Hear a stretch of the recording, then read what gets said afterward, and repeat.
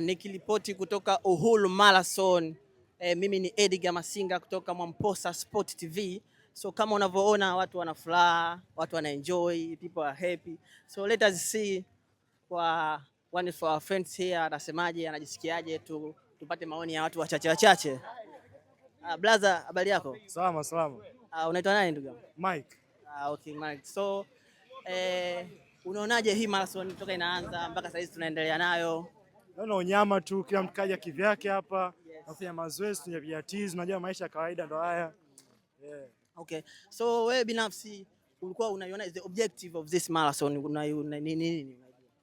Najua ya kwanza ni raise pesa kwa ajili ya watu wanahitaji.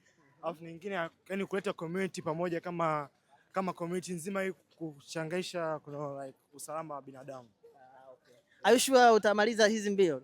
Mimi naweza, mimi nimepanda Kilimanjaro niko kwenye esha lakini bado nimeshachaji. Okay, hongera sana ise. Yeah. Okay, shukrani sana kaka. Shukrani sana. Kama unavyoona watu wana energy, watu wana furaha, watu wana enjoy, movement tumeanza sasa hizi, tumetoka almost tushatembea kilomita 1 mpaka sasa hizi na tunaendelea kuzikata kilomita 14 zilizobaki. So we sure everything will be okay. Ulinzi umeimarishwa kama unavyoona, tunapata udhamini mkubwa pale wataalamu.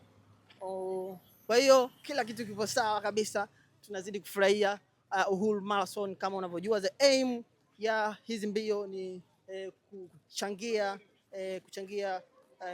watoto, pesa kwa ajili ya watoto, pia ni afya, mazoezi ni afya, tunafanya afya pia as muunganiko wetu, pia ni connection, tunapata connection ya watu, kujuana na watu tofauti tofauti. So everything is okay here, people are happy, people are enjoying. Yes, this is Edgar David Masinga from Mwamposa Sport TV. Thank you very much.